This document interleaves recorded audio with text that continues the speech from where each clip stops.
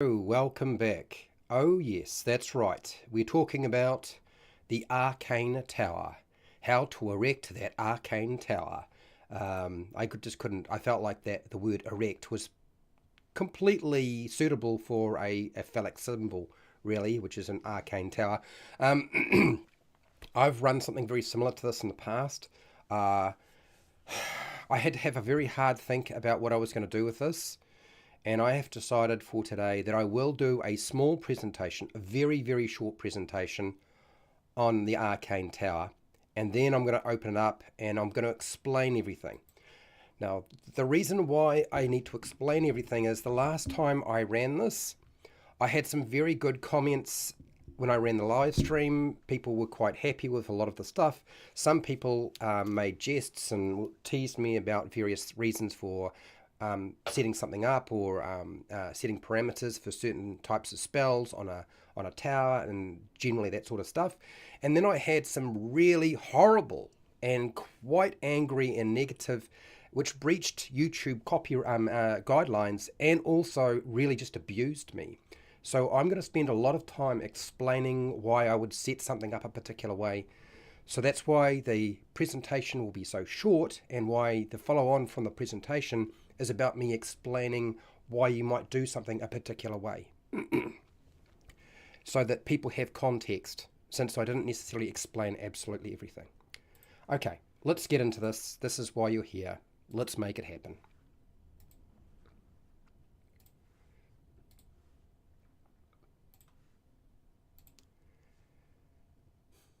Hi, welcome to How to RPG. My name is Fred Weller, and today I want to talk about Dungeons & Dragons 5e. Wow, that doesn't happen that often. Well, actually it does. I talk about all sorts of D&D. But when it comes to the Arcane Tower, the Wizard Tower, the Mage Tower, whatever you want to call it, like, how do you go about erecting one of these things, building it? Like, do you need a guide? Because there really isn't that much stuff out there in the first place, correct? I know there isn't, because I've looked. So this guide is intended to explain how to manage an arcane tower for top tier gameplay. It's not really designed for low level play. Now, designers, I will provide you with the basics and some advanced ideas and necessary tools to include an arcane tower in your Dungeons & Dragons 5e campaign. And ultimately, the arcane tower is intended to replace the acquisition of a castle for a player character. Now, there are some classes that I would say probably should be using the Arcane Tower, or would have them. The Wizard, Warlock, Sorcerer, the Bard. These are classes that would make sense to have them. And of course, the Artificer, if you're using that in your campaign, or you're playing in an Eberron setting. Now, an Arcane Tower is significantly more difficult to adjudicate and manage compared to a castle or a stronghold, because permanent magic is often involved, in fact, almost always involved, because it's an arcane tower. So how do you go about building a mage tower? Well, you'll find that there's no real advice in the Dungeon Master Guide or the Player's Handbook or any books, frankly, that Wizards of the Coast has put out. So you would have to go to a third party or make your own stuff. So what I've done is I have appropriated stuff from the Dungeon Master Guide to include it in here. So an arcane tower, I would say it's going to probably take about 100 days to build, with a cost of 15,000 gold pieces in materials and labour, and that will probably get you a structure that is between 2 and 3 floors high with a roof, okay?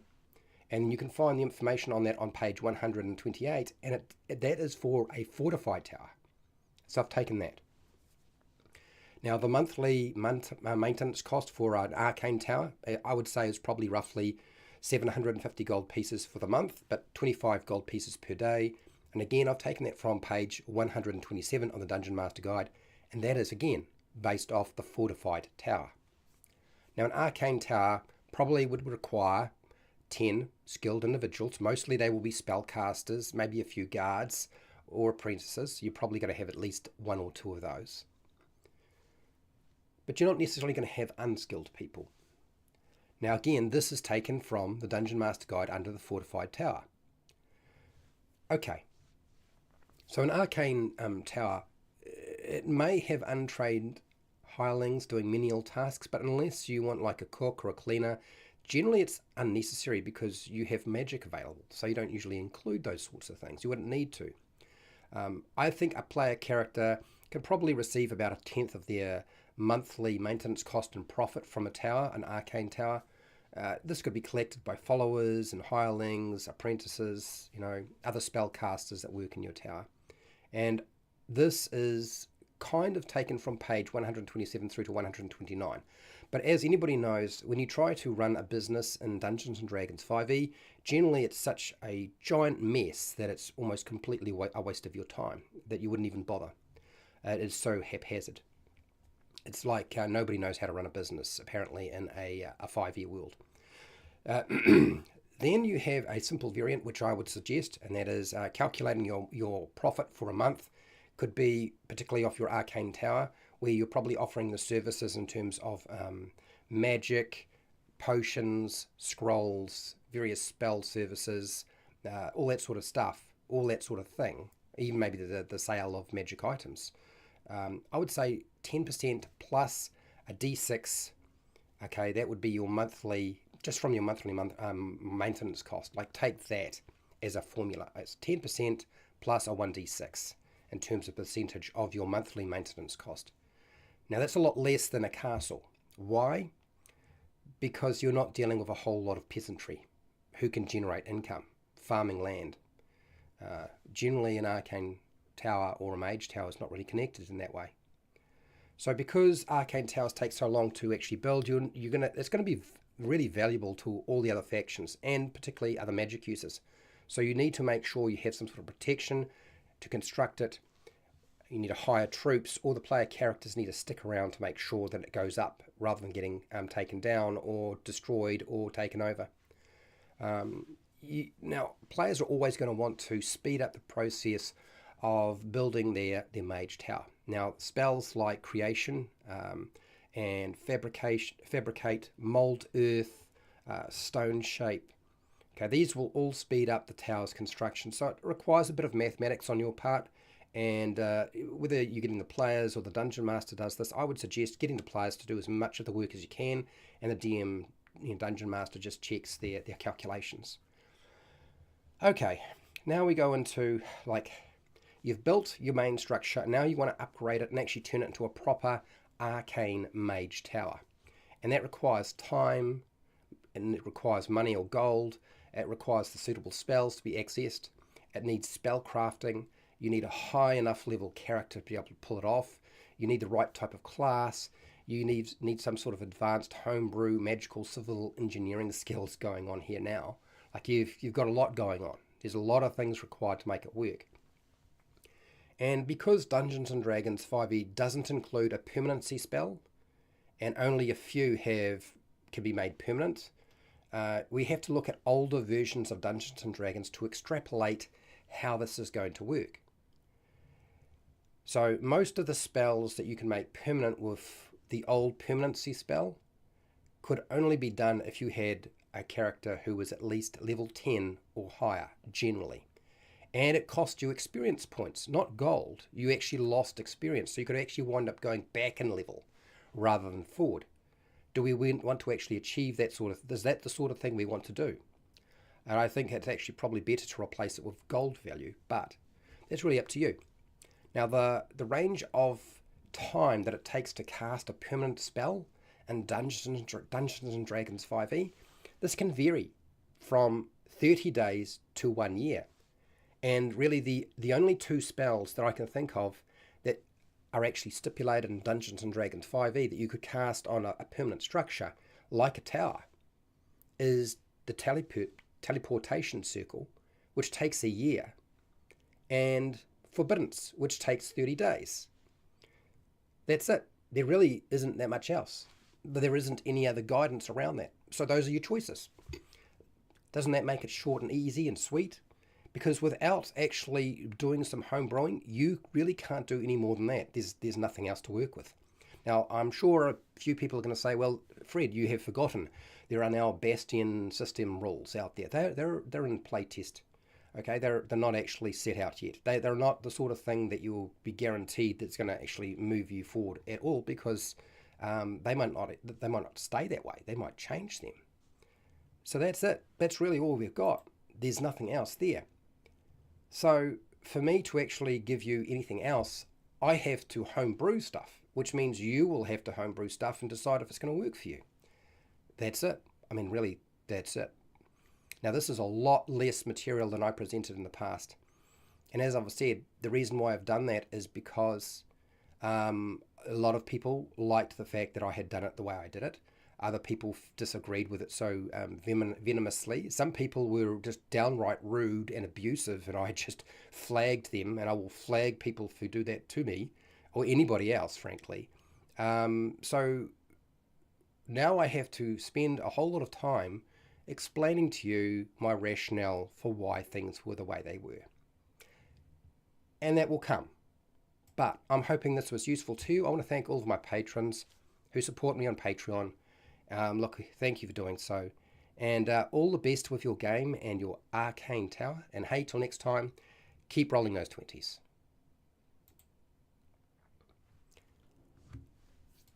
Okay, all right. I've done a bit of a presentation. Much shorter than I would normally present, because as I said, I've decided not to present everything that I've done in the past. This is unusual for me. Usually I just expand. But I decided that because it was so controversial in many respects for some people, that bugger it. Let me explain why I did it the way I did it. I'll give you my rationale. I'll explain the purpose and the why I limited the scope of making things permanent on a tower. There's really good reason for doing so. Okay, so let's have a look here. I'm going to leave this poll going. Cool. We've got Fred Huber. Hello, Fred Huber. How are you doing? We've got Stephen. Hello, Stephen. You missed the Stronghold stream. Okay. You caught it on YouTube. Oh, well, good. I'm glad you were able to make it today. Stephen, how are you doing? I've got a lot of gas. I'm going to do my best, but if I look like I'm choking on myself, there's a good reason. That's what's going on. Okay. I am trying to think of a name of the spell where the wizard takes a year to make a certain amount of their home magically enhanced. It's not the Player's Handbook 5e. Well, no, so here's the thing. There's really only a couple of things. There's another other than the Circle and Forbiddance. There may well be, but there are very, very few spells out there that allow you to do this. Now, if I go to, which page is it? Do I have it in front of me? So let's go to Forbiddance, because I am pretty sure that there is no other spells other than those two that really would be suitable to put onto a yeah, the internet can be crappy, Stephen, and so there's a what I had to do is I had to look at Advanced Dungeons and Dragons, First Ed Edition, Second Ed Edition, 3.5, 4e didn't do me any good really, and then 5e, like, there isn't anything, and probably because of there's probably a good reason. In other words, making a spell permanent, having a permanent effect on a structure. I mean, it's all very well when you put it on a piece of equipment like weapons and armor, but when you put it on a building, that's a whole other thing, which is probably why the designers let it die in 5e. Essentially, it just died. You get Forbiddance, and you get to have a teleportation circle if you want to, and you've got the time and the money, and that's it. That's it. You don't get anything else, and that's just probably to alleviate a lot of the hassle. So let me just get to this. I will keep checking the because we're going to go through all of the spells that people might want to actually turn into a permanent spell on an arcane tower. Okay, and I'm going to explain why I did it the way I did it. There's another circle. No, hang on. I think the spell is in 3.5, but it's been a long time. Yeah, no, permanency is in 3.5. I know this because I've got the book beside me. In fact, I should grab it. And I will actually go over and just sort of talk about like some of the things that the permanency spell could do in 3.5, because this is where a lot of us sort of go back to. It simulates the Druid's Grove spell, but more aimed at wizards. Is it? Okay. Yeah, everything should be at the Dungeon Master's discretion. Absolutely. So let's go to the first two spells. Forbiddance first, and then the teleportation. Okay. So, and if you've been through the player's handbook, you'll probably be very familiar with these already. But these are really the only two that I can find. So on page 243 of the player's handbook for 5e, you'll find right down the bottom, it says here, the spell's area can overlap with another area, bloody bloody blah. Area of forbidden spell. If you cast the forbidden spell every day for 30 days in the same location, the spell lasts until it is dispelled. So in other words, even if you put it in place, you can still get rid of that magical effect. It's not like it's permanent and it can't be removed by somebody. Somebody could come along with Dispel Magic, which is just a level 3 spell, and voila, you no longer have your Forbidden spell in place. Now, Forbiddance is a good spell, but it's also a level 6 spell. You can be quite a high level when you actually cast this thing, right? And the material components are consumed on the last casting. So in other words, you don't have to worry about the components of the spell being used up. And it's normally a duration of 1 day, so you've got to cast it for 30 days. Okay, it's touch. Casting time is 10 minutes, so you've got to sort of set a bit of time away every day to do that. But it's also a level 6 spell. A level 6 spell can be cast by what? A wizard? Yep. Let's say if the wizard was to cast a level 6 spell. When do they get access to level 6 spells, something like Forbiddance? Well, if we have a look on page 113, you'll notice that it's about a level 11. It's higher than level 10. It's about level 11. You get one 6th level spell. So almost immediately you'll notice that when I start talking about mage towers and using mage towers at level 10, it's because of that precedence. Because there's one spell you can cast that's permanent 30 days, but you still have to be at least level 11 to be able to cast it. And then if we take and have a look at something like the teleportation spell, which is a higher level spell, but let's go to that page now. And here we go, teleportation circle. At the bottom, on page 282, and it says here, you can create a permanent teleportation circle by casting the spell in the same location every day for 1 year. Not 30 days, but 1 year. You need not use the circle to teleport when casting the spell in this way. Okay. So in other words, we've got a precedence that one, it's going to take a while, 30 days to a year. So there's our time range for 5e, I guess.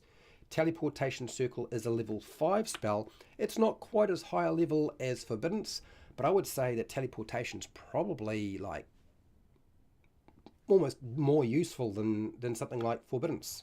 Forbiddance is all about protection, right? Forbiddance is very much about protection. But you can go pretty much anywhere. If there's another teleportation circle, you can get there, So it's a great thing to have, right? Fast travel now becomes an option. But you get that as a level 5 spell. So when does a wizard get access to a level 5 spell? Let's have a look. I believe if we go back to the wizard, here we go, on page 113, level 5 spells. That's our teleportation circle. That is level 9. So between level 9 and level 11, we've got 2 spells we can make permanent that are actually listed in the player's handbook. So it kind of indicates that it's a high level ability. Okay, that's my first point that I would like to make. After that, we are now left as a game master to figure out the rest. And so what I did is I went back and I had a look at older versions of D&D to see if I could find something that would work, that would make sense. In the end, I discovered that the player's handbook for 3.5 was the best place to go. So I've actually got it in front of me. And this has the permanency spell in it. And it gives you a whole lot of guidance and information around it. And it explicitly states stuff. And this was really where I went. because this was a better resource I found ultimately in the end, which I can't believe I'm saying of a Wizards of the Coast product. But when it came to this made more sense to look at. And I've got it page marked already, so I know where it is. But this is on page 259 of the Player's Handbook for D&D 3.5. Okay, and it's got the permanency spell. Now, the permanency spell section takes up approximately a third, or just over a third, maybe half a page, just explaining stuff. And it's in very, very small text. So I'm going to go through this and sort of point out some of the aspects of it. I ported a lot of these ideas over onto 5e because that's what I had to work with. Hello, Stephen. What do you got here? Since I missed the Stronghold stream, I wanted to share my idea for my character. I used the Unearthed Arcana Bastions on a sailing vessel as my character. Oath of Open Sea Play. Sea Play? Sea Play. I'm not sure what that word is. Okay, all right. Well, you can. I'm not really here to talk about characters. I'm more here about talking about arcane towers. But you're welcome to do so if you want to. Okay, so I've got to take my glasses off because the text is so small that my glasses do not actually help me read this. So bear with me. I'm going to have to try to really focus. So this is a spell that's got a universal effect. It is required. You have to have a level 5 wizard or sorcerer to cast the spell. Components: verbal, somatic, and experience points. Yes, it actually burns up and uses experience points. This is a mechanic that I don't think we want to port over to Dungeons & Dragons 5e. There's one of the reasons why I set a gold value when I was doing the Mage Tower live stream, is it's a easier resource to manage because players can get it and they needed to get rid of the money anyway. They needed to use it up. But if I start having to burn away experience points, then instead of them getting to the next level, they could wind up going backwards quite a lot. Because this was the system, as you would expend and use your experience points, which means you would lose them. Casting time for this in 3.5 was 2 rounds. But again, it made no sense because who in the hell is going to be casting a permanency spell in the middle of battle? 2 rounds, seriously? It really didn't apply either to dealing with an arcane tower or a mage tower. So I ignored that, the casting time. It made no sense. The range, well, the range would vary. Target, effect, area, again, would be varying. Duration, permanent, see text. Well, we know what permanent is. And then saving throws, there are none. Saving resistance, there are none. No, doesn't apply. So let me read the spell out. This is a very old spell. It comes from 3.5. This spell makes certain other spells permanent. Not all spells, so you can't use this permanency spell on any spell you like. There are only some spells it would apply to. Depending on the spell, you must be a minimum casting level and must expend a number of experience points. Now this varies for every single different spell. Every spell that can be used as a permanent spell using this spell, so you're going to cast that spell and the permanency spell as well. It varies depending on your level, how much experience points it's going to cost. You can make the following spell permanent in regards to yourself. So spells that you can cast on yourself and make permanent. This is not a structure, but on yourself, right? So they've listed Arcane Sight, but you have to be a casting level of level 11, and it would cost you 1,500 experience points. Comprehend languages. If you want to have comprehend languages always active and cast it on yourself, you need to be level 9 and it will cost 500 experience points. Dark vision. 100. It's 1,000 experience points in terms of cost, but you have to be level 10. Detect magic. You have to be level 9 and it costs 500 experience points. Read magic. You have to be level 9 and you need to spend 500 experience points. See invisibility, which was very, very popular. Being able to make permanent see invisibility, well, heck, that's level 10, and you're going to come spend 1,000 experience points. Tongues was level 11, and it will cost you 1,500 experience points. Now, those things really don't make sense to have in place on an arcane tower, but that's just to cast it on yourself and make it permanent. Again, that doesn't guarantee that you can't have the permanent effect removed, because somebody can come along and cast Dispel Magic, and it's just a level 3 spell, and suddenly all that hard work is gone. So that's one of the things to sort of bear in mind, even though, you know, things like Read Magic, See Invisibility, Detect Magic, Dark Vision, Comprehend Languages, Arcane Sight, Tongues is probably one of the higher level spells in 3.5. None of them are very high level, but when you're able to actually cast them permanently, using the permanency spell, you had to be quite a high level. This is one of the reasons why I always sort of stipulated with the spell crafting homebrew stuff that I was doing with the arcane tower or the mage tower, that you had to be roughly about level 10, because that's roughly what we were looking at. And that's just to cast it on yourself, that's not on a tower. So that's one of the rationales why I stipulated that as let's make it super simple and say it's just level 10 onward, provided you have access to the spell. That's it. Okay, so that was one of my rationales. Permanency plus Unseen Servant, and you have your tower cleaners. Yes, I suppose that's true. Now, we can come back to Unseen Servant, because I'm sure somebody's going to be like, oh, can I have Unseen Servant as a permanent spell? What I'm trying to do is I'm trying to give you an idea of the nuts and bolts about how you build your own homebrew mechanics for permanent spells. That's what I'm trying to do here, okay? And we're trying to, obviously I've applied it to a person. I looked at a person based on 3.5, okay? But I'm trying to apply it to a structure, which is a bigger thing.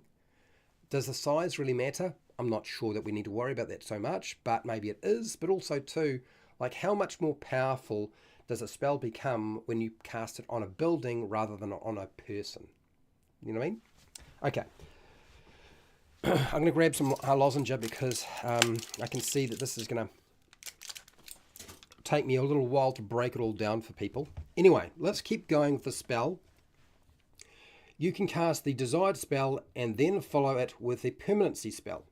You cannot cast these spells on other creatures. So in other words, those spells that I just called out, Arcane Sight, Comprehend Languages, Dark Vision, Detect Magic, Read Magic, which we don't have in 5e anymore, See Invisibility, Tongues, like, you can't cast that on a different person. You can't go through and have everybody in your entire party having Dark Vision and being able to see Invisibility.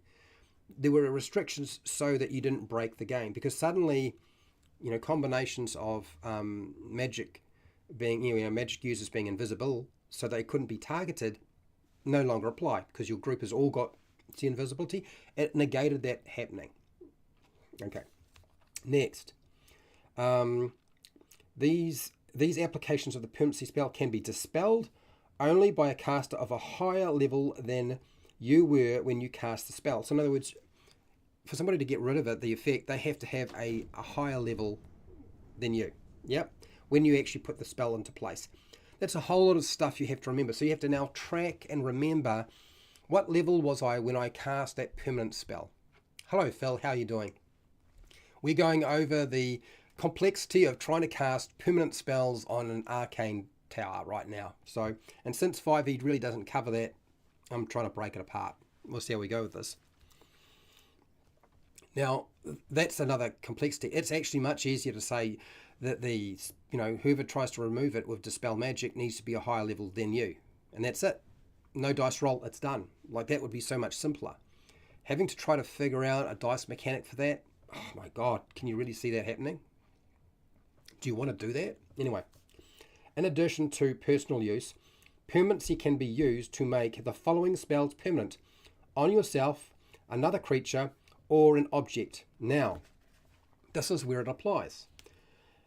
Nowhere does it say that every single spell can be made permanent. Yeah, the old permanency spell, exactly. That's where I'm going, Phil. So here are the spells that you can cast on something in 3.5 and make permanent. Enlarge person. Well, enlarged person doesn't apply. Enlarged person only applies to another creature, so it's not going to work on a building. So eliminate that. You're not going to be using that one. Magic Fang. Magic Fang doesn't exist now, as far as I remember, in 3.5 and 5e. 3.5 had Magic Fang. I don't think we have it now. So forget that one. Magic Fang, Greater Magic Fang, again, doesn't exist. Raised telepathic Bond. Now, Raised telepathic bond, I'm pretty sure doesn't exist in 5e anymore. It's a 3.5 thing. Reduced person is only really supposed to apply to creatures, so forget that one, right? And then we have resistance. Now, resistance, we still have resistance, but resistance, it's a cantrip. We're really going to be using a cantrip and casting it and making it permanent on something to give a building resistance. Usually resistance, again, in 5e is reserved for creatures. So, again, it really doesn't come into play. Okay, so let's get down to the next ones. These are the ones that I knew that people would be interested in. Okay. Additionally, the following spells can be cast upon objects or areas only and rendered permanent. These are the ones that are important. Alarm.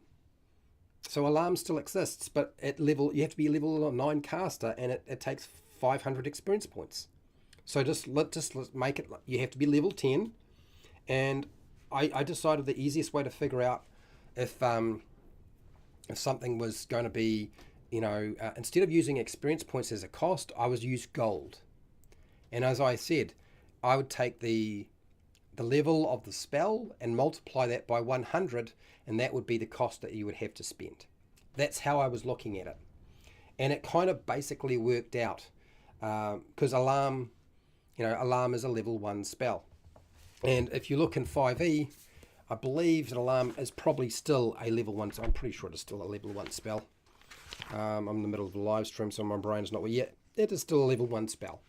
So it would cost you, what, 100 gold pieces to put alarm on your tower and make it permanent. It didn't have a material cost before, but because it didn't have a material cost, I attached one.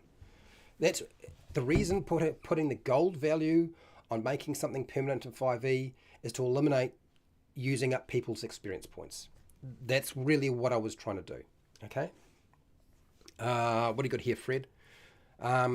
Druid Grove is in Xanathars, so like the wizard spell I am thinking of, I can't remember the name, so I can't find it. It's probably in there. Books are packed. Yeah, no, I understand. Look, things are scattered all over the place. I get it. But Druid Grove, that's for a druid. Druids wouldn't have an arcane tower, though, would they? Would they really have an arcane tower? I feel like a druid would have like a tree. They'd have like a magic tree, wouldn't they? That's another video. That's another topic. We'll deal with that at another time. Not today. So let's just focus in on the arcane tower. So alarm would be one of those spells you would probably want to put on your tower. Next, animate objects. Animate objects, making an object animated permanently. Well, you had to be level 14 in D&D 3.5, and it cost you 3,000 experience points. Animate object is not a particularly high level spell. So to eliminate that experience point value, which was really expensive, and there was a lot, and it's level 14. Now we have to have, I've got a list of things that all have different levels that you can cast them. So to simplify that, I just said roughly you had to be level 10 for all the other spells that were lower than level 10, and anything that was of a high, you had to be a higher level to actually cast, that's when you could do it. It was so much simpler to write it that way. So animate objects really doesn't apply to an arcane tower or mage tower, but the things that you put inside it certainly would. So level 14, 3,000 experience points, make it easy. Just level 10 instead, and 100 times the level of the spell, and that's it. Then you're done. Okay. There's a similar spell to the Grove in the book for wizards. Okay. And then dancing lights. Dancing lights. And here you have to be level 9, and it requires 500 experience points. So again, I did exactly the same thing. This is probably not something that people are going to put in place on their arcane tower that often anyway. Ghost sound. You had to be level 9, and it cost another 500 experience points to do this in 3.5. Gust of wind, making that permanent. I'm not sure why you would want to, but I guess you could. You had to be a level 11, and it cost 1,500 experience points. So I didn't look at those because I was thinking, you know, with an arcane tower, you're usually trying to set up defenses. But I guess you could say dancing lights, ghost sound, gust of wind could be used to set up traps and illusions or effects that would hamper somebody journeying through your arcane tower, correct? Invisibility, level 10. So you could cast invisibility not just on a creature, but on a structure in 3.5, but you had to be level 10, even though invisibility is a level 1 spell. Yeah. And it cost you 1,000 experience points. Well, I had a different calculation for that because I don't want to use experience points, as I said. But that's one that people would definitely want to do. Next, we had Magic Mouth. You had to be level 10, and it cost, again, 1,000 experience points. Magic Mouth, I have discussed using that in 3.5 but and 5e, but, you know, there is no guidance around that. And yet, the funny thing about Magic Mouth in 5e is it makes sense that you be casting it onto something and that it would be permanent. So, Magic Mouth, let's have a look. That's really to give you messages and warnings, is it not? Or to slow somebody down, if you can get them talking. Magic, can I find it? Here we go. Magic Mouth, it's a ritual. It's only a level 2 spell. And, okay, does it say anything about making it permanent? It just says it lasts until dispelled. That's it. That's it. So this is probably one spell that you could say is permanent, but it doesn't really say it's permanent, but until dispelled. And it gives you a message. So Magic Mouth is one of those things that, let's say that's the third spell in 5e that you could actually use without having to worry too much about making up your own stuff. Next, Mordenkainen's Private Sanctum. Mordenkainen's Private Sanctum has a spell that's very similar, okay? But you had to be level 13, and it cost 2,500 experience points. Phase Door, which is, you had to be level 15 in 3.5, and it cost 3,500 experience points. I mean, Phase Door for me is just plane shift, really, or gate. But there isn't a Phase Door anymore in 5e, yeah? Prismatic Sphere, again, doesn't exist in 5e, so we can forget about that. But that was level 17. You couldn't do that till level 17 as a caster, and it cost you 4,500 experience points. Prismatic Wall. I think we have Force Wall, but do we even have Prismatic Wall in 5e? I don't even think we do, but even if you did, level 16 to cast that thing, and 4,000 experience points. Prismatic Wall. Let's have a look. I don't remember it being there. Here we go. No, it's still there. It's still there. It's a level 9 spell, though. Like, oh my god. You had to be such a high level. Prismatic Wall. And its duration, 10 minutes. Nothing about how to make it permanent. Anyway. Shrink Item. You had to be level 11 to cast that as a permanent spell. Okay? 1,500 experience points. Solid Fog, which I don't know if... Do we still have Solid Fog? I don't know if we do. You had to be level 12, and it cost you 2,000 experience points. Stinking Cloud. To make that permanent, you had to be a level 11, 1,500 experience points. This is all 3.5 stuff, people. Symbol of Death, which I don't think even exists now. You had to be level 16 and had 4,000 experience points that you would lose to actually cast that permanently. Symbol of Fear, Symbol of Insanity, Symbol of Pain, Symbol of Persuasion, Symbol of Sleep, Symbol of Stunning, Symbol of Weakness. All of these ranged from level 16, 14, 13, 15, and we don't even use them anymore. The problem with using experience points, even though it has been a thing that we've done in the past, is there's no real desire to cast them permanently anyway, even if you had a permanency spell in 5e. So I ignored all of them, okay? And those spells don't really exist anymore. Now, if we go to symbol, S, is there a spell called symbol? I don't know even that there is. Symbol, S-Y. Here we go, symbol. So we have one spell called symbol. Level 7 is that's the level of that spell. Okay? And it says duration until dispelled or triggered. So I guess it didn't need to be made permanent. It's already there. But it doesn't reset. So once you put it in place, that's it. You're done. It takes a minute to cast. Okay, next. Teleportation circle.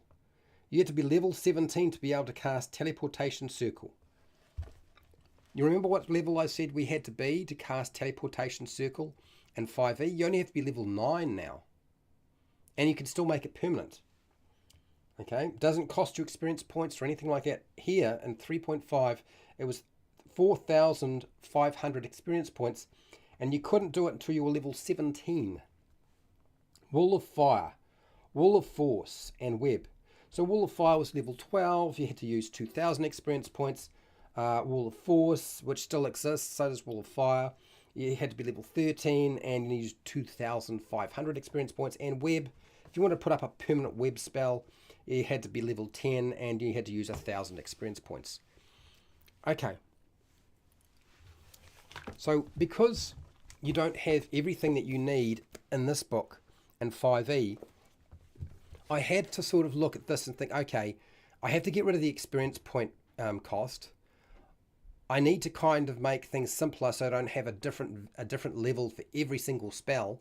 So any spell that was lower than level 10, okay, you had to be level 10 to cast it. That's why I made it that.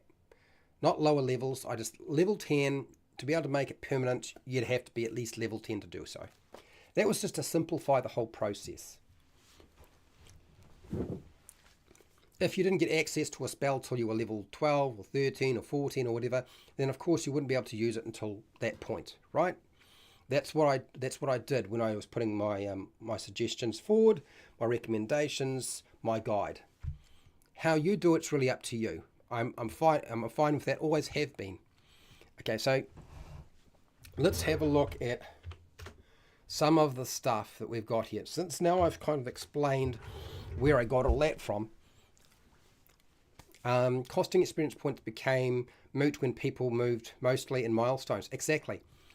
Another problem with using experience points in 5e, so many people don't use experience points. So how can I use it as a cost factor when experience points, as Fred Huber's just pointed out, how can I use that in 5e since I don't even use experience points now? So gold had to be the sensible thing. Time and gold needed to be the expenses, and that's why I structured it that way. This is part of why permanency went away. Exactly. I'm sure it is. Now, I have in front of me the player's handbook for first ed edition Advanced Dungeons and Dragons. Now, I could grab the second ed edition Advanced Dungeons and Dragons player's handbook as well. But here's the thing. This is, if it's anywhere, it's going to be in this book, out of the Advanced Dungeons and Dragons books. And I really didn't find anything that was super useful to me, unfortunately. I did look. I did check it out to see, is there anything that I've done in the past that I can port over to 5e? And there really wasn't. Permanent invisibility on a section of our outer wall makes a window that's missile-proof, a missile-proof window. Well, I mean, the idea being that what people want to do, right, is they want to use the invisibility spell and make their whole arcane tower invisible. And so I had to sort of think about this like, that's powerful magic. How do I make that expensive? How do I make that a bit harder than, okay, oh, now you can just slap it on your building. Since we're now going to make it available to putting it on something other than a creature, yeah? So it's all about trying to balance things so that you don't wind up giving a I mean, magic users, wizards, sorcerers, warlocks, particularly the wizard though, they got so much power already. You know, there's got to be some restrictions in place to actually manage that. We're not trying to take away the fun of having an arcane tower or a mage tower, but if we don't put in some restrictions, it just winds up with that particular player who's already hugely powerful because they have access to magic. And I love playing wizards. Okay, they just wind up with a missile silo. It's like a huge phallic system, symbol on the horizon there, and it just can do anything under the sun. And this is why you got to be careful about that sort of stuff. That's why I put in those restrictions. You could use the teleportation circle as an example. Cast the tower appropriate spell every day for 1 year. So this is one of the reasons why when I looked at Forbiddance, which takes 30 days, and I looked at the teleportation circle spell and it was so powerful and it took a year, that's why I made so many things require a year of casting to actually make it a thing. It meant you had to have downtime. If you didn't have downtime, it wasn't going to work. People who were smart would just cast a clone of themselves or simulacrum. Oh God, can I get it right?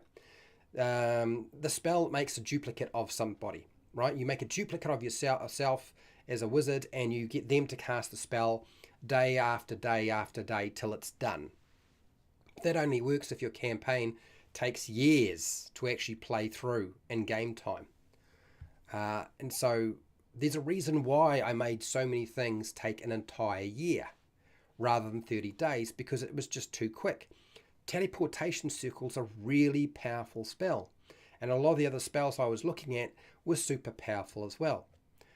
Like making a tower fly is a big deal. Is it as good as the teleportation circle? In some respects, I would say it's probably even better. So it made sense to make that a whole year to cast. And then you're saying, well, hang on, what if I want to have Forbiddance? I want to have the teleportation circle. I want it to fly. I want it to have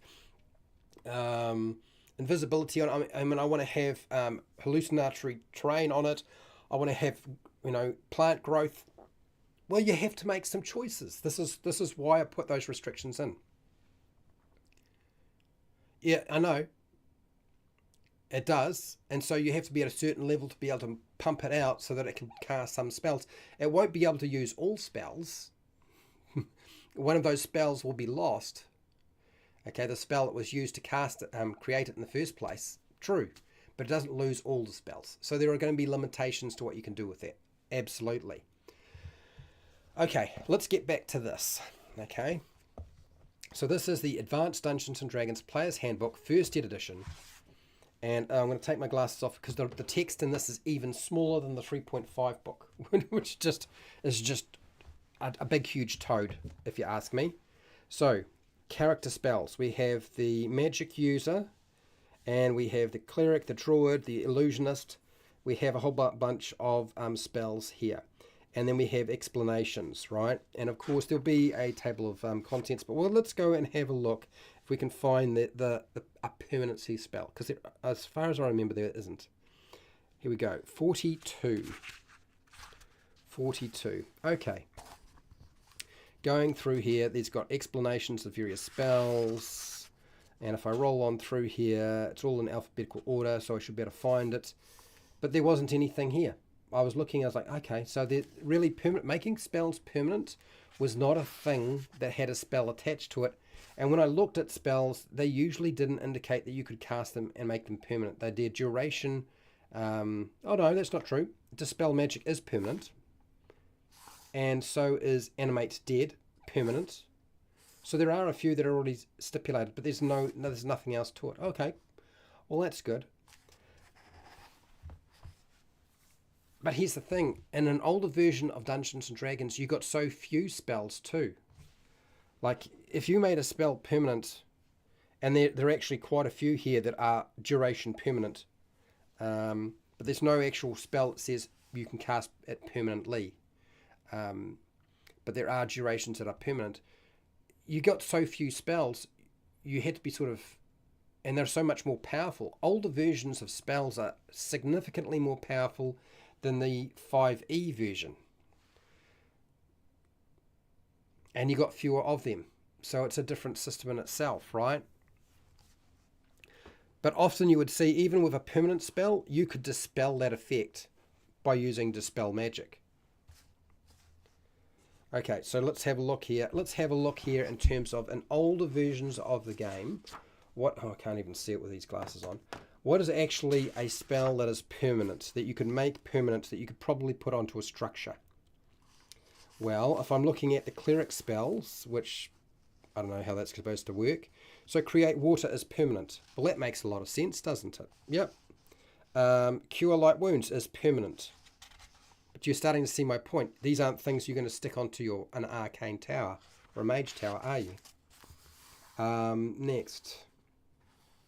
Duration. Here we go. Purify food and water, permanent. Well, that's pretty obvious too, but you're not going to be putting that onto your tower. By the very nature of those spells, even though they are permanent, they're really not suitable for your mage tower. And that is the balancing effect, right? It's pretty much no different to 5e, honestly. And then, here we go, that's special, no, here we go, here's another one. So this is a 3rd level spell, Animate Dead. This is AD&D 1st edition, and it's a permanent spell. You cast them and they're permanently animated. You've animated your dead. Continual light. That was permanent.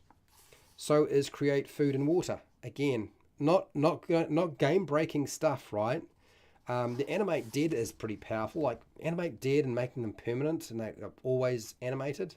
You got to, of course, try to control them, and they can be destroyed, but yeah. But again, it doesn't necessarily apply to the Arcane Tower or the Mage Tower. Cure blindness, permanent. Dispel magic is permanent. What else have we got here? Duration, here we go. Glyph of warding, you could make it permanent or until it was discharged. So in other words, it wasn't really permanent. It meant you'd have to reset it by recasting it again. Really no different to 5e, yeah? Mechanically, anyway. Remove curse was permanent. Again, you're not going to be doing remove curse on your arcane tower. Here we go. Cure serious wounds, permanent.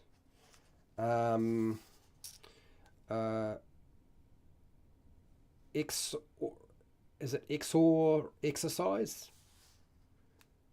All right, so this is like exorcism. It's like exorcism. That was permanent. Well, you're not going to be putting that on a tower.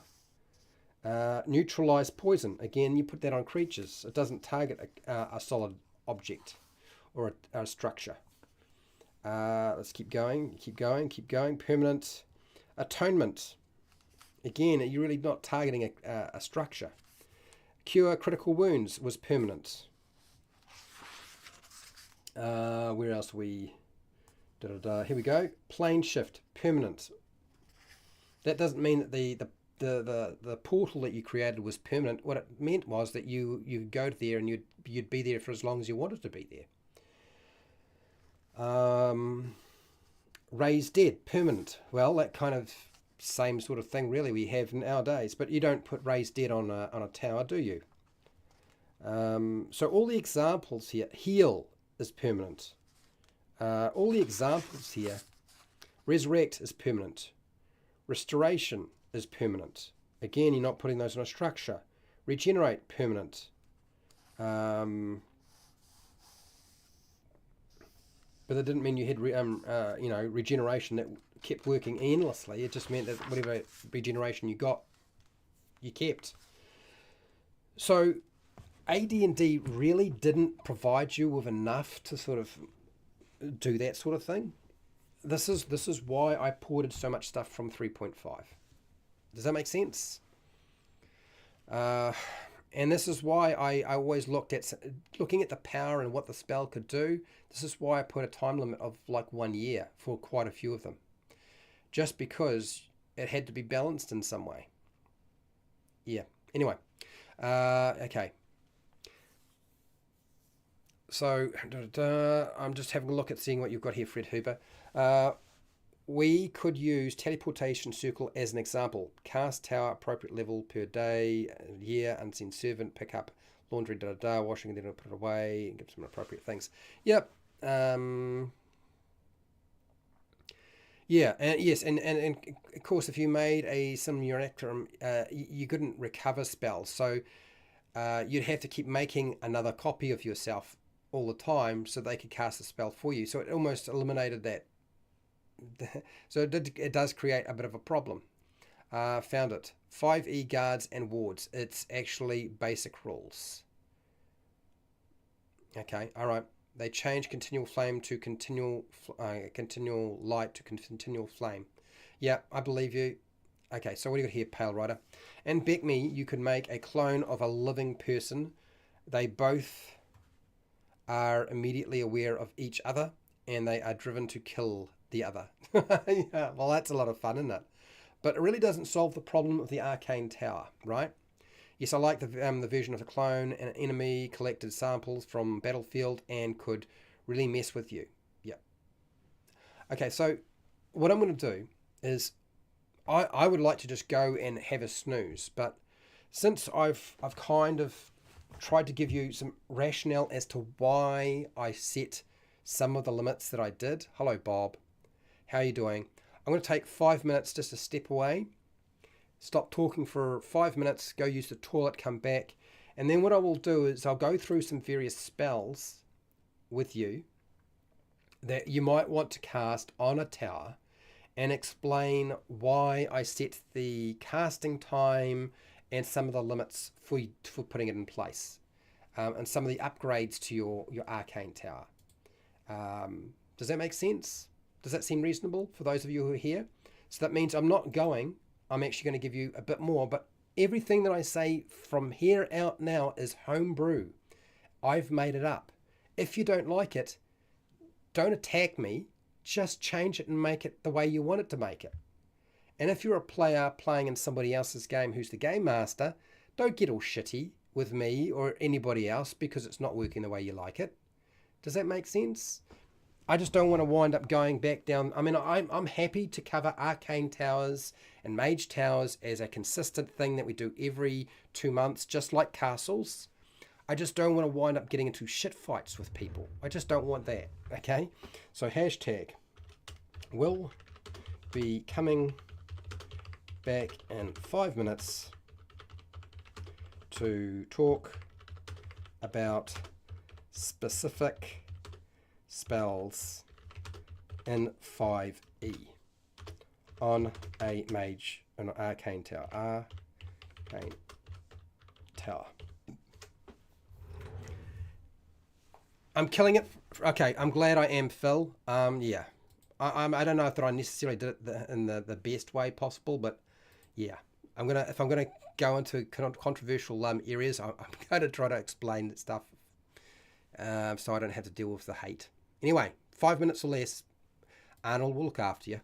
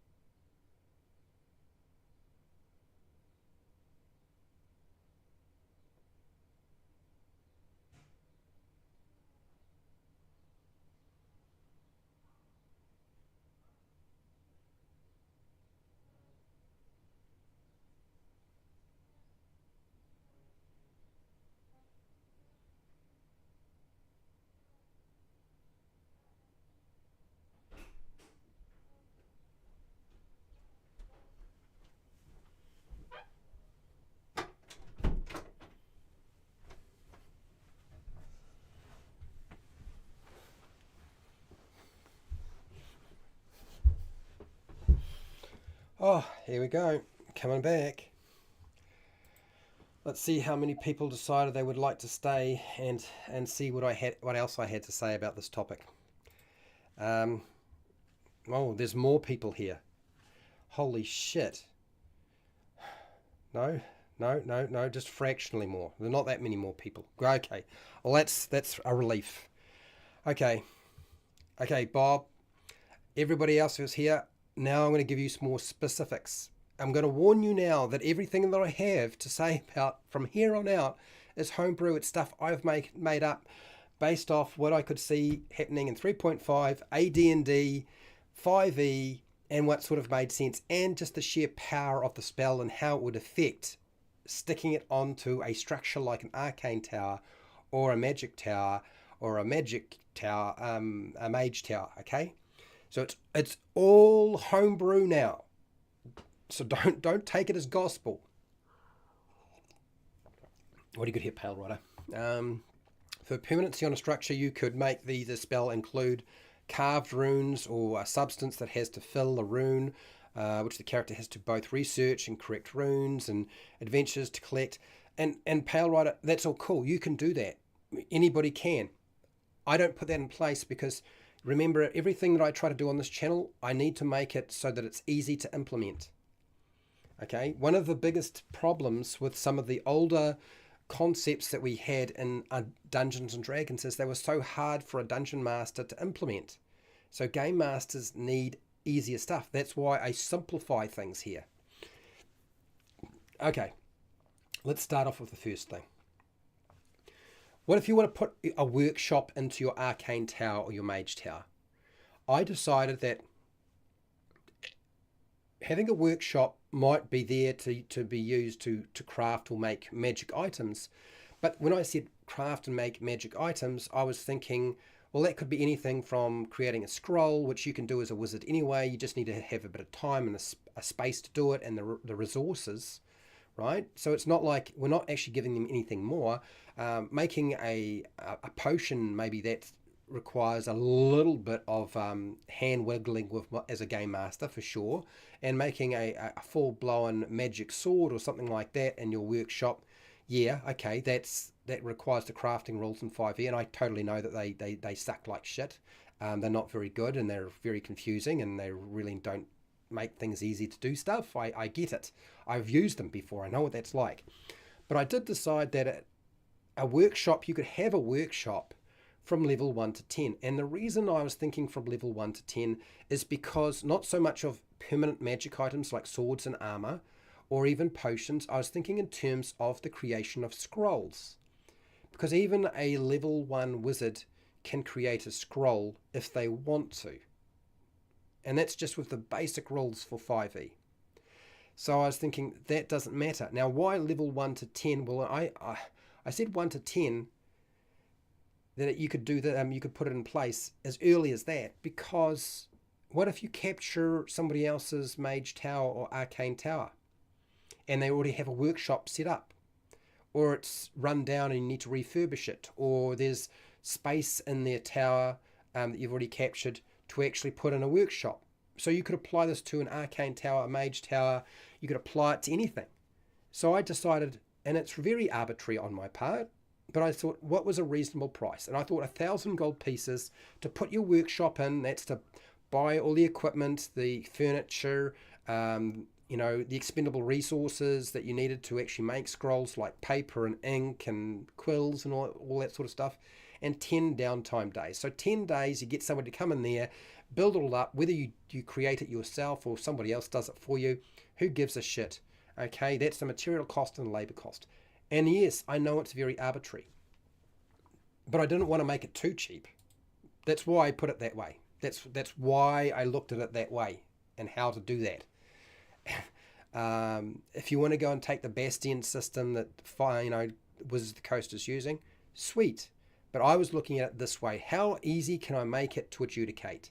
You need 1,000 gold pieces and you need 10 days and you get all the resources you need in that workshop to do whatever you need to do. Okay, and that's it. And really, as I said, my thoughts were around the creation of scrolls, potentially later on the creation of potions, And if you really wanted to have permanent magic items, you could do that. But that's really up to your game master, right? And whether the players want to do that in the first place.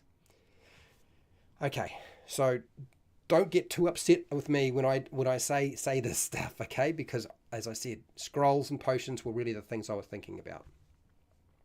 Next, I think we need to do more of the spacing adventures per week thing, months, years, to encourage the players to have a stronghold or even an arcane tower, right?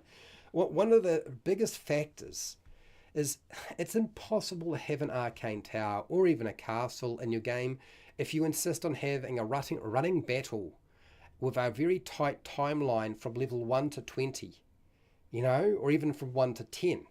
If there's no sort of downtime options where, okay, we can actually take a break and relax, the next big threat will be coming, but it's not going to be right now. Do you know what I mean? We have a clue, but it's going to take some time to find the information on it. I guess what Fred is saying is pacing is so important in an adventure. You want a fast pace to get them to push them through, yes. So they don't just sit there and take a long rest every single time they've finished a fight. I get it. But once they've completed the adventure, I do this all the time. It's time to have 2 weeks off or a month or whatever I can come up with. Usually I just say 2 weeks to a month. And okay, now you get to just tell me what you're going to do with your downtime. Some people go off and learn a new language or a new skill or do something to their castle.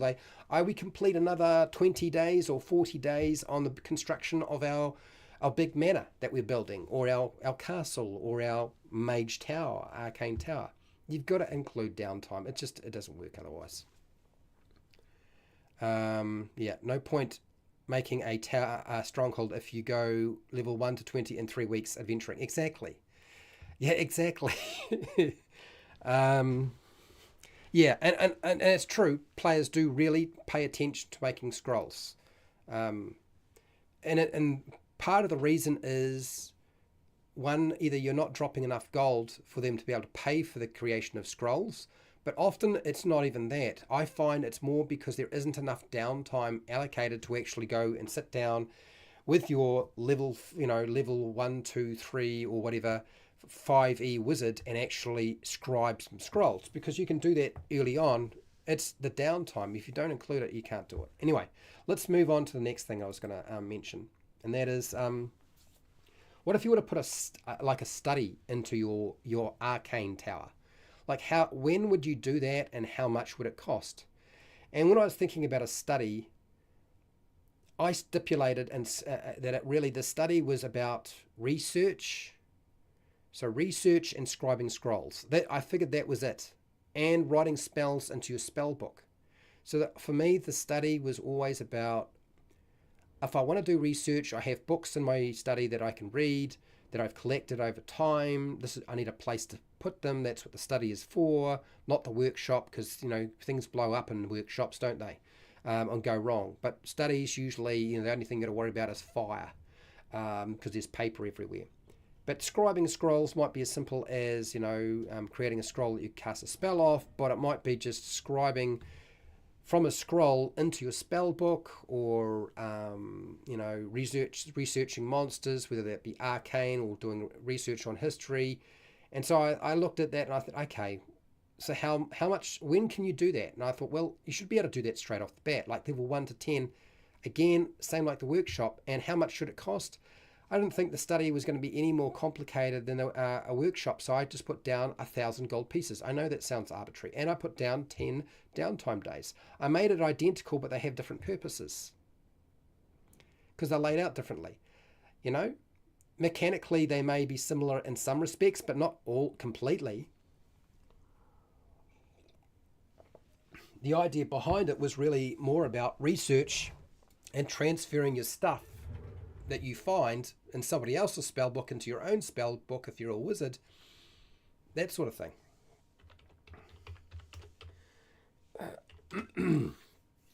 So yeah,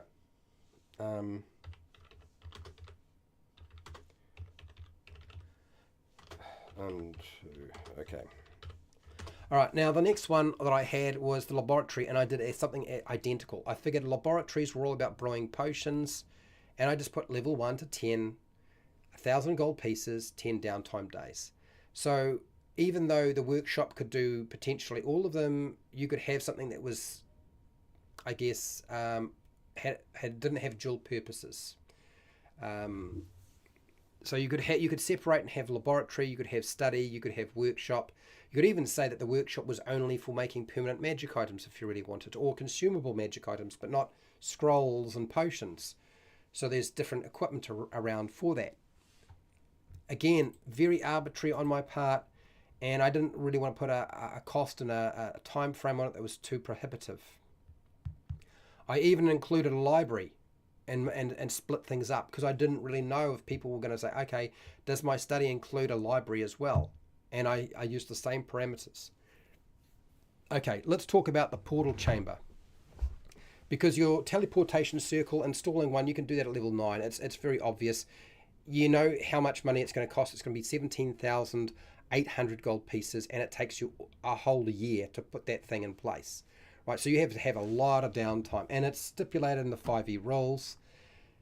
And I know you might think, well, hang on, that's too prohibitive.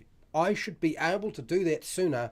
How am I supposed to get 365 days to actually make that a reality? Well, you probably won't until you get quite a high level, and it won't happen unless you get a lot of time to do it. But I don't see any reason in saying, no, it should be easier. Let's make it 30 days, like Forbiddance.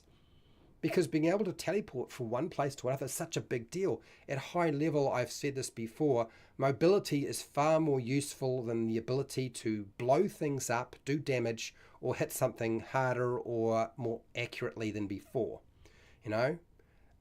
Mobility is the king and queen of role-playing games. The only thing that's even better than mobility is changing and transforming the world with something. Anyway, okay, what else have you got here? I'm just looking at what the chat is saying. Got the cigar idea from Z. Oh, from Z's channel? Okay. Yep, I see what you're saying. So I even gave the PCs a box that turned scrolls into cigar smoking anyone for a spell effect. Oh, okay, so you could actually smoke the scroll to actually cast the spell. That's amusing. I like it.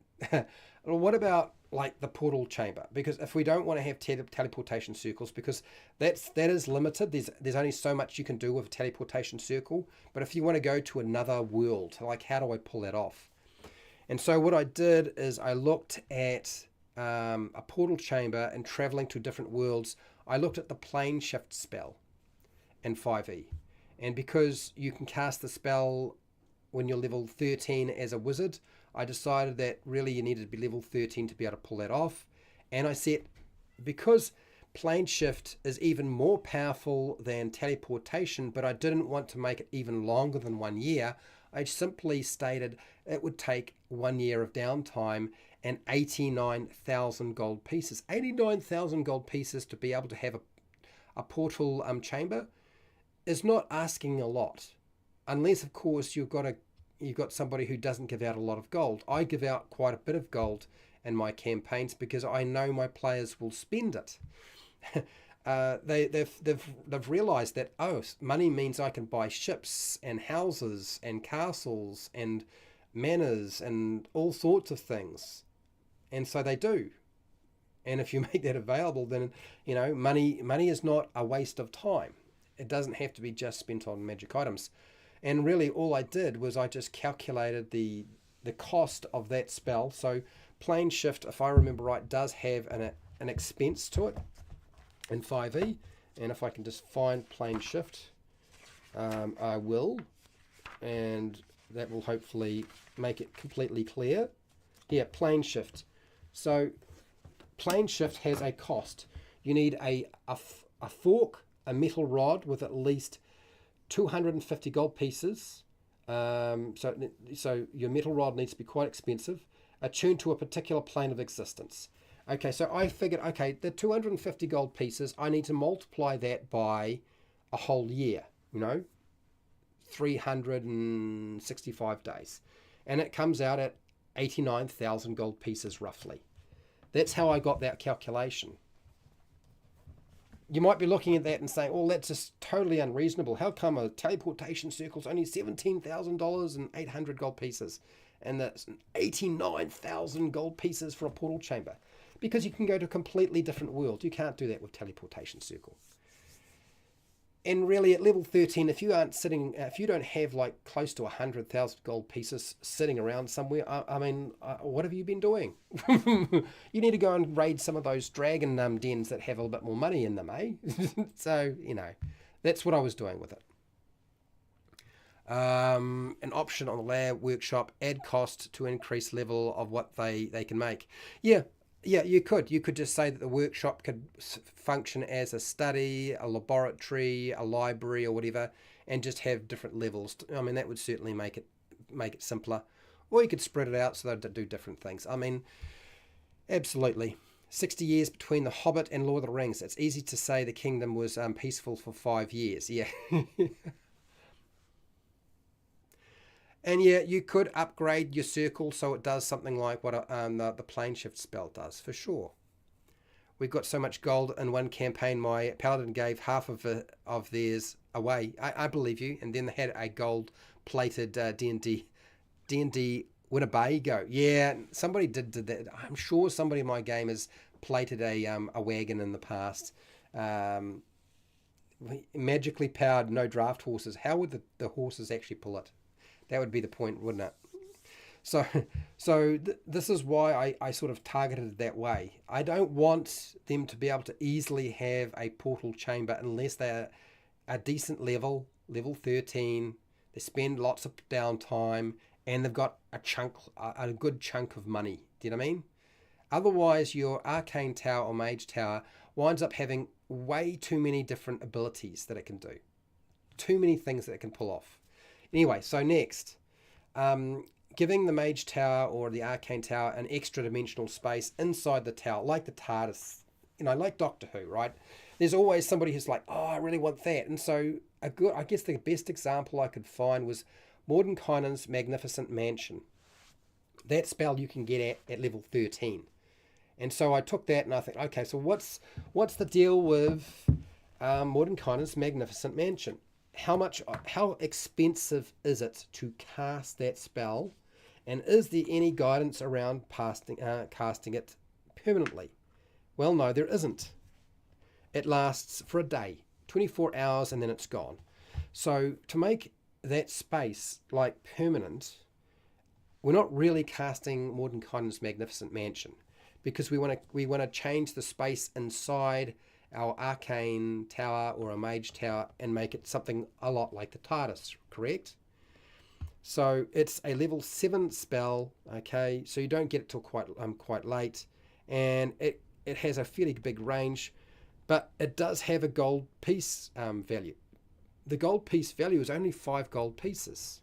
So I looked at that and I thought, okay, all right. So I take 5 gold pieces and I multiply that by a year, because having an extra dimensional space within your tower is kind of on the same vein as the teleportation circle or the plane shift spell.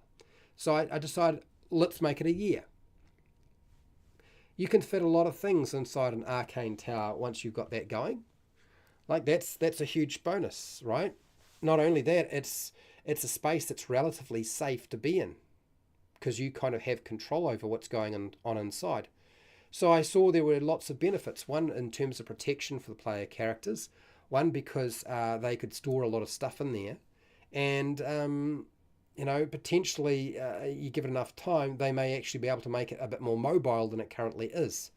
So I looked at that and I was thinking, okay, so how do I make that work? So I decided in the end, it takes a year to cast the spell. It's on the same vein in terms of, it's not like Forbiddance. Forbiddance is good, but this is another step if you ask me.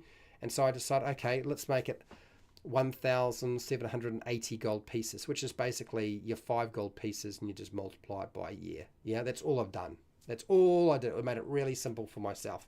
I didn't want to make it complicated. And then I decided, okay, well, what if we want to make the Mage Tower or the Arcane Tower fly? Well, you can get fly at quite a low level. It's only level 3 that you can access. I mean, it's a level. I mean, I should say it's not. You don't get it level 3. It's a level 3 spell, so you don't have to be a particularly high level to do this. But what I did do is, because I had looked at 3.5 and a lot of low level spells you couldn't use until you're at least level 9 or 10. I decided, well, let's just make it level 10. You can't put fly on a tower, because a flying tower is a big deal. It's not the end of the world. It's not going to completely wreck a game, but like it's what we want to do in fantasy adventures. So I decided, okay, level 10, and it's going to cost 1,000 gold pieces. And what did I do? All I did was I just like, okay, let's just multiply 10 by 100, since that's the level that you need to be able to cast it. Made it super simple. And you might be thinking, well, Fred, that's really, really cheap in comparison to the teleportation circle or the planar shift spell that you're trying to put onto your tower. And I say, well, yeah, it is. But it's still really, really useful to have. But you're not traveling to another world. You're still only able to fly around. Teleportate. I mean, you might even say, I suppose you could say that the teleportation circle is not nearly as good as having a flying tower. But you are limited to how fast you can fly. You can only fly, 60 feet in one round. So it's not as quick in terms of moving around as a teleportation circle can be.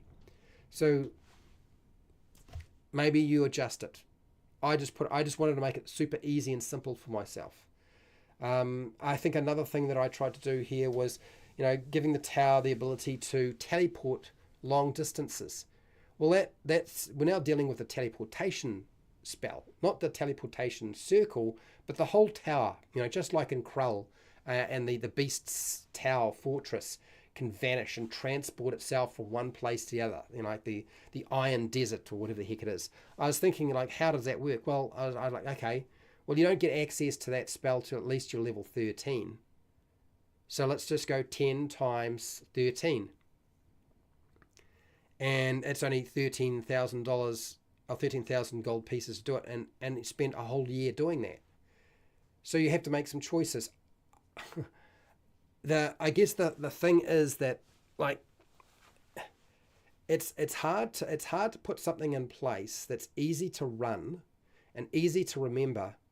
And so whenever I was coming across a spell that didn't have the ability to be cast permanently in 5e, I just applied the concept of whatever level you have to be to cast this thing times 100. That's how many experience points. That's how much gold you have to spend. And if it's on the same vein in terms of power level as the teleportation circle, then it's going to take you a year. And that's sort of how I sort of looked at it. Because so many of these spells, when you stick them onto a tower, they become so much more powerful. Okay, let's have a look what chat has to say. Hello, Derp. Derp is a patron. Also, Fred Huber is a patron. I forgot to mention that. Sorry about that. I was kind of partly loathing doing this and partly enjoying the idea of doing it as well. But yes, trying to get my head around how to communicate this. Anyway, what classes is this meant for? I think an arcane tower, when you think at 5e, what classes would be suitable to have an arcane tower? I think almost immediately I have to say wizard. And I mean, the warlock doesn't get enough as it is. So I say warlock as well. And I would say sorcerer. Why not give a sorcerer access to an arcane tower? And what about even the bard? I mean, the problem is the bard is a terrible class. It's really powerful and really good at doing lots of different things, but it's like the Frankenstein class. It really always has been. It's been a huge mix of, it can take a spell from here and a spell from there. It's highly versatile. It's very flexible, but I mean, it was never what I envisaged as the desire I had. It just feels like a mechanical monster, a mechanical spellcasting monster. But I would say the bard would be applicable as well. I feel like a druid should get a tree. Don't give them an arcane tower. They don't want an arcane tower. They want a magical tree. Give them a tree. And then Everybody else, I think, like, don't worry about it. Clerics, you give them a temple, don't you? Or a church or a chapel or something like that. Or a cathedral or a monastery, something like that. You give them something else. There are a few spells, rope trick, that can be permanent and add a room magically. Now, I don't know, is rope trick permanent? Is that actually permanent in 5e, rope trick? I thought that had a limitation on how long it would last. I was pretty sure it was a limitation on that. And the problem is with rope trick, it's not really doing what you want to do because the space that you create is not very big. It's kind of cramped. You're like, we're going to squeeze into that thing. Let me just grab rope trick here. Yeah. Druid Grove spell covers the Druid and Xanathus for sure. Let's just find rope trick if I can. Can I take my glasses off to be able to read this thing? Let's have a look. Rope trick. Rope.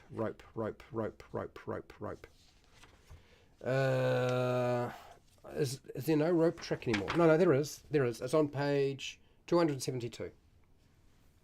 So second level spell, transmutation, but it only lasts for 1 hour. It doesn't even last for a day. This is why I didn't use rope trick as a way of putting an extra dimensional space inside your arcane tower or mage tower. It just didn't seem to make sense, so I left that alone. Also, the portable hole makes a 10-foot diameter, 10-foot deep room. Put them on the walls, but not on other walls, servant bunk rooms. Yeah, I mean, yes, absolutely, but again, like, where are you going to get the portable hole from? It's not a spell, portable hole, right? And then you'd have to have the actual magical portable hole in the first place. Rope trick is not permanent, but by default, but cast it for a year. Yeah, no, I agree. If you were to cast rope trick for a year, then making it permanent. I guess the question is rope trick good enough as a feature? When you think about it, is it better to make it like Forbiddance in just 30 days, cast it and rope trick for 30 days, and it becomes permanent, or does it take a year to do so? And I would say that because rope trick is such a minimal power spell, really, in comparison to a lot of other things, particularly something like Mordenkainen's Magnificent Mansion, I would just say maybe just make that 30 days, like the Forbidden spell, or something between 30 days and a year, rather than a whole year, because it's not quite as comparable, really. Maybe, but I don't think that's what players want. I don't think players want a tiny little rope trick dimensional space in their in the arcane tower. The arcane tower is going to have a lot more space than that. So why bother? Other than to have like a safe room, I guess, or a safe chamber, a panic room. Yep. Next. 1 hour is a short rest to hide out. A 1 hour short rest to hide out. Yeah. That's what we use the rope trick for. Is when you need a short rest and you have no safe place to go, then you get into your little rope trick chamber, don't you? All right. Next thing on here. I was looking at. So I talked about flying towers. I talked about teleporting towers. I talked about disguising the mage tower with an illusion. So, hallucinatory terrain spell. Now, you can get access to that spell at level 7. So I decided, okay, well, how strong and useful is hallucinatory terrain? Because that's an illusion, right? You're not transporting yourself from one world to another. You're not sending people around. Like, it's very much a defensive thing, hallucinatory terrain. And to apply it to an object in 5e, like how do I make that work so it doesn't feel like it's how do I make it work in such a way that it's not going to be out of reach? And first off, when I looked at hallucinatory terrain, my first instinct was, oh, this is a very weak spell. Why do I need to make this so hard? And then I started to realize, one, it lasts for 24 hours when you cast it normally. And I looked at it and I think, like, if you were really creative, you could do some fairly nutty things with a hallucinatory terrain on an arcane tower. You could really you could make it blend into a mountainside if you wanted to. Heck, hallucinatory terrain could potentially completely hide your tower. Your hallucinatory terrain spell could essentially make the tower look like it's invisible, like it's not even there. And so I set such. Once I started going down that track, I was like, okay, well, it's not that expensive because the material components for it are just sort of non-existent.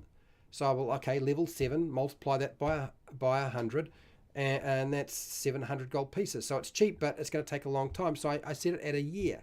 The reason I set it as a year is because you literally, with hallucinatory terrain, it could just look like the side of a mountain. It could look like a part of a hill. It could just look like a rock outcropping. You could literally make it look like it's not even there. But the risk of doing that is that somebody might walk into it and think, oh, what's going on here?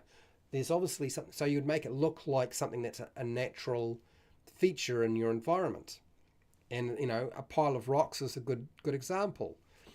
So in the end, I realized hallucinatory terrain on an arcane tower is really strong. It's really, really powerful.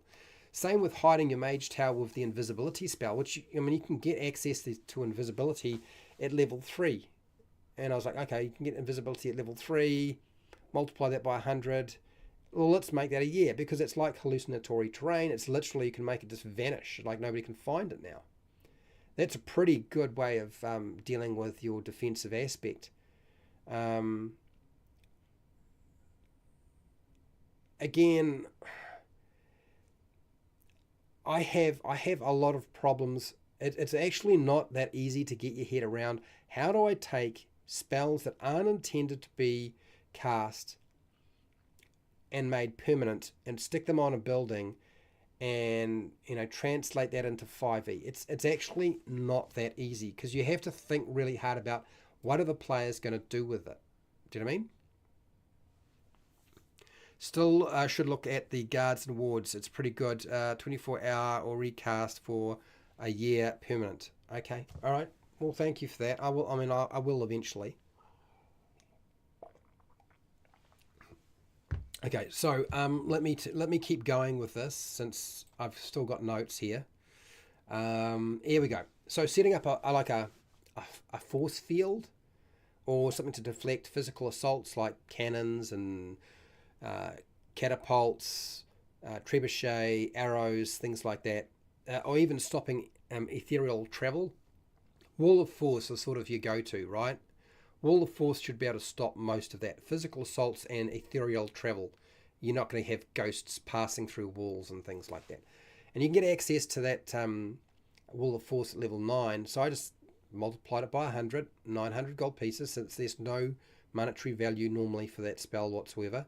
And I was like, okay, how good is this spell? And again, I looked at it and I think, okay, well, it's a pretty, when you think about it, it's a no-brainer.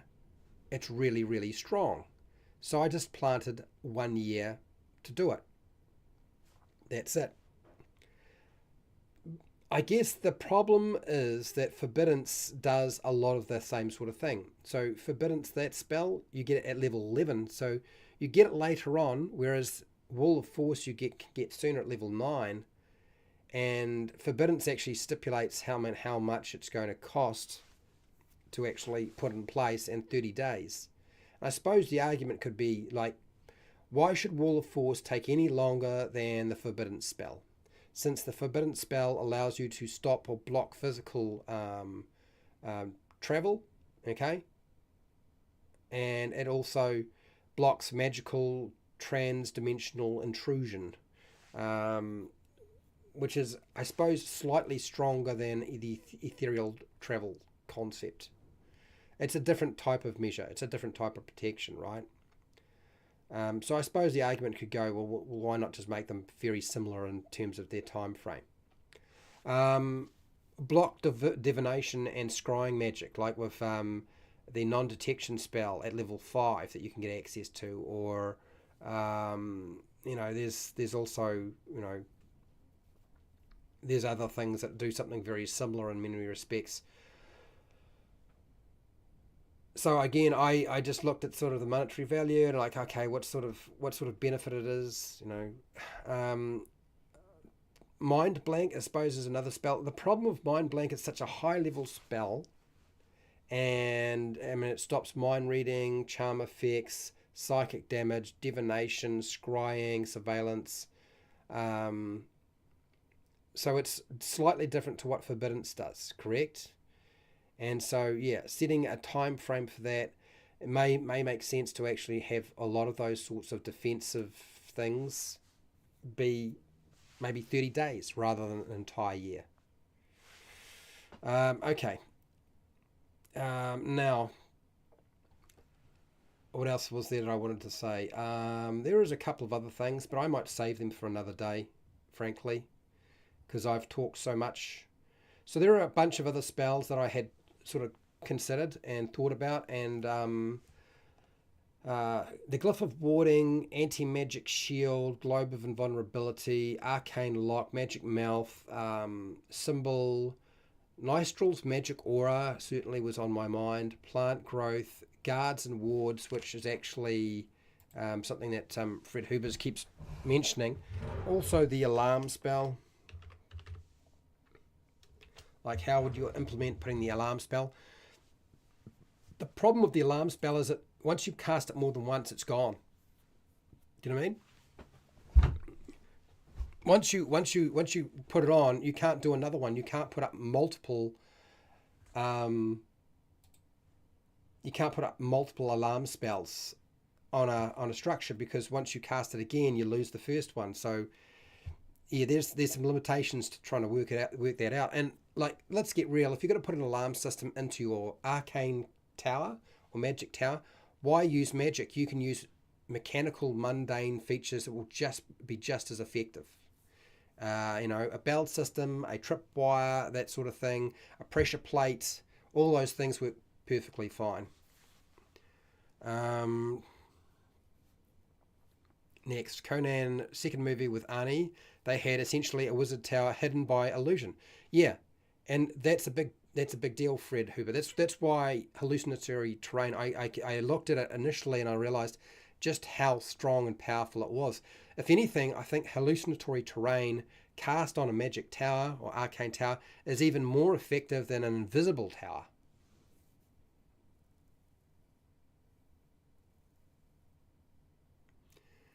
I see what you're saying here, Pale Rider. An invisible tower wouldn't work because the interior would have to be invisible too.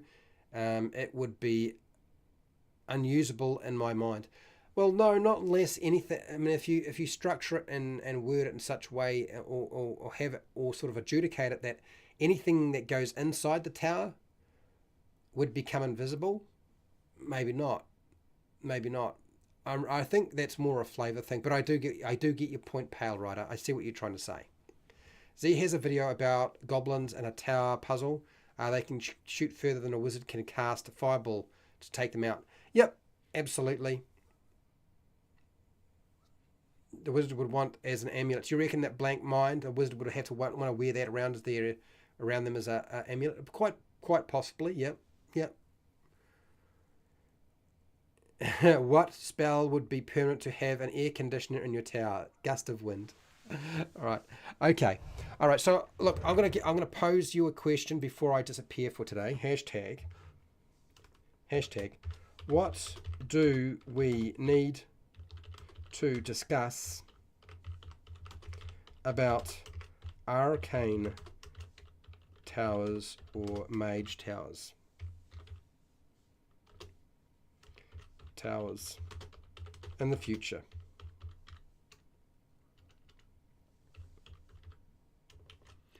Okay, what do we need to discuss about arcane towers or mage towers in the future? This is what we normally do, right? What if the tower is mirrored? See, that's where my head was going, kind of, with the invisibility spell. Like, yeah, it was more mirrored than anything else. But maybe that's a good point, that maybe using the invisibility spell is not the best way to go, that hallucinatory terrain is the spell that you look at and just forget about invisibility. Because hallucinatory terrain, you can make it look like it's not there, right? You don't have to worry about it being see-through.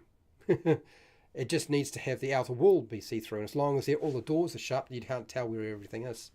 Rooms, servants, pets. Okay. All right, Fred. I'm making a note of this.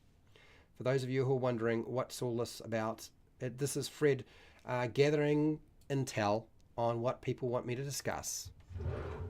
Notes. What are the notes? Notes. Things that we need to deal with. I will come back to this topic again, people. It's always going to be one of those things, I suspect. I won't do it again. If people attack me, I'm just not going to come back to the topic, though. I can guarantee that. I'm interested in people giving you a hard time. I mean, by all means, if you have an argument that sort of suggests we should do so, people might want to consider doing it a different way, or I should do it a different way. Yeah, but don't dogpile me, please.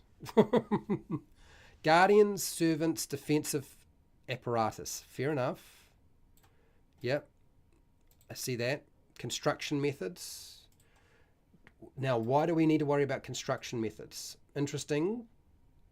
Maybe, not maybe, I don't know. You tell me. Where is it? Is this an aspect of Arcane Towers that really is that appealing to people? Construction methods.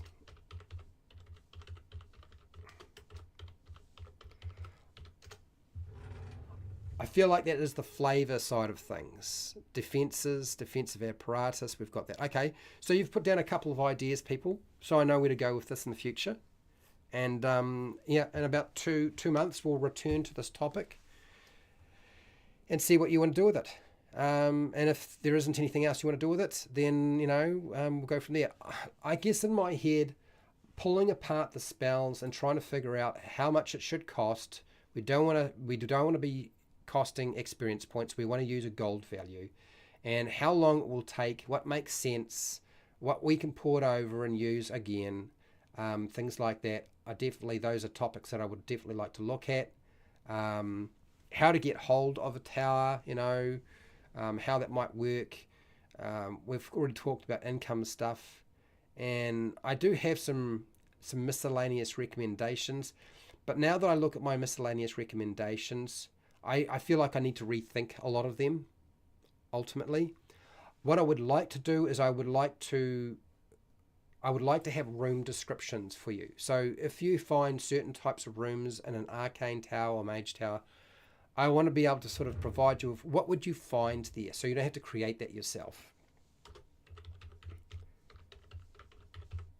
So what sort of furniture, what sort of stuff is there,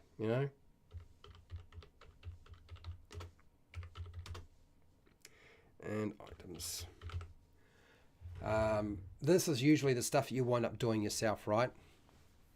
Adamantium infused glass, underwater terrain, other planes, right? Okay. Wood versus stone, magical construction, mud, fuse. Okay, all right. I see what you're going with this. Locations, underwater, subterranean, other planes. Okay. Locations. All right. Well, okay. I'll mark it down. Locations.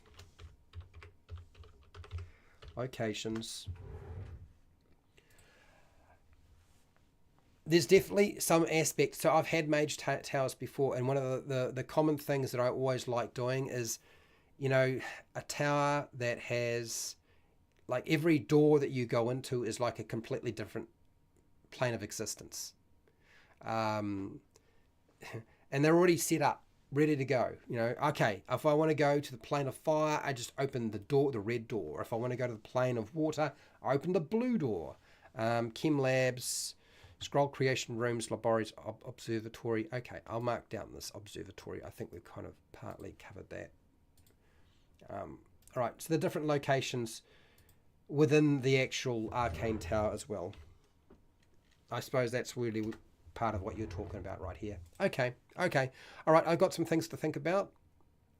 I will do some brainstorming, try to come up with something that you'll be able to use. And we'll work on this for as long as it takes. Just keep coming back every 2 months to do a bit more. Anyway, I'm bushed. I got to go to work. I feel like I've been working now. It's fun work, I guess. Yeah, Yeah, it's fun work. Yeah. Anyway, I'm going to get going. Thank you for taking part in the poll. I see that we have you included Arcane Towers in your adventures? No, 30%. Just watching, 30%. Yes, 26%. Sort of, 11%. Let's get that sort of into a different number. And for those of you who really want to go there, the no's, let's see if we can move you more into the yes area. We'll see what happens in the future. Permanent disintegration effect on the toilet. Dear. Okay, anyway. Hey, huge thank you to everybody who took part in the poll today, everybody who's been commenting. Particularly, I want to thank all of my patrons who support me so I can keep running this sort of program. This program here, Arcane Towers, now replaces Ghost Towns. We won't be going or returning to Ghost Towns in the future. We have covered that to death. Now, if you're wanting the Game Master notes for that, I will eventually get them together. I just haven't finally. I'm falling behind. They will go onto Patreon eventually. I'm just not ready to do it yet. Okay, but we will not be returning to Ghost Towns. Arcane Towers or Mage Towers replaces the Ghost Town. Yes, thank you to all my patrons. Thank you to Fred Huber, who's been here, Pale Rider, Phil, who was hanging out with us for a while, Luna Foxfire, I saw you in the chat for a while, Derp, who's a patron, thank you for being here. And I believe we had also Bob, and was there anybody else that I missed? I think, Stephen, I almost forgot about Stephen. So yeah, thank you for your comments and with suggestions and for hanging out with me.